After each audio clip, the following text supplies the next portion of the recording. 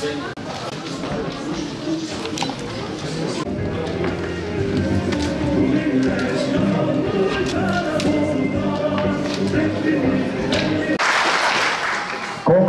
açılış konuşmalarını gerçekleştirmek üzere çok kıymetli İl Başkanımız Sayın Aydın Kuruş Beyefendi'yi kürsüye davet ediyorum. Hükümet Kurulu üyelerimiz, değerli il başkanlarımız, kıymetli misafirler, sevgili yol ve deme arkadaşları, sizleri en kalbi duygularla, saygıyla, sevgiyle selamlıyorum. Kurulu üyelerine Ağrımızın 5 kişilik ailenin Türkiye'de bugün yoksulluk sınırı ne olmuş? Sizin haberiniz var mı? 30.000 lira, 30.000. 3 çocuk yapması demek bir insanın 5 kişilik aile demek. 5 kişilik ailenin yoksul sayılmaması için ayda 30.000 lira geliri olması lazım. Bu enflasyonda, bu hayat pahalılığı. Sadece bu bölge mi? Hayır. Bir defa bu ülkede açlık sınırı 7.400 lira olmuş. 4 kişilik ailenin aylık geliri 7.400 liranın altındaysa o aile aç olur. Asgari ücret ne kadar? 5.500 lira.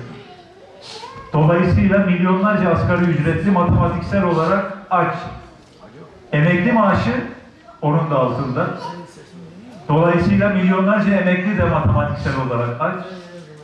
Türkiye'de nüfusun bu hesaba göre %45'i açlık sınırının altında.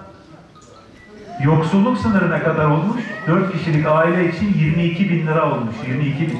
Artık milletvekillerimiz de yoksul aile sınıfına girdi. Hayırlı uğurlu olsun. Artık millete vereceği bir şey kalmamış bir iktidar.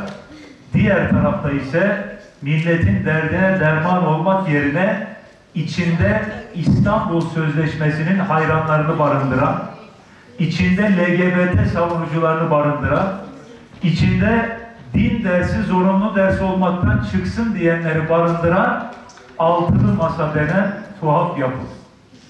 Bu memleket, bu millet bu iki tane blok arasına sıkıştırılmak istedi. Ya bu altılı masanın işte şimdi ilk gündem maddeleri ortaya çıktı. İlk 3 gündem maddesinden bir tanesi, eğer meclis çoğunluğunu elde edersem İstanbul Sözleşmesi'ni geri getireceğim.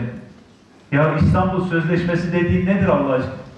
Toplumsal cinsiyet eşitliği adı altında cinsiyetsiz toplum oluşturma sözleşmesi. Kadın kadına, erkek erkeğe evliliklerin altyapısını oluşturmak için, resmi hukuki altyapısını oluşturmak için imzalanan bir sözleşme.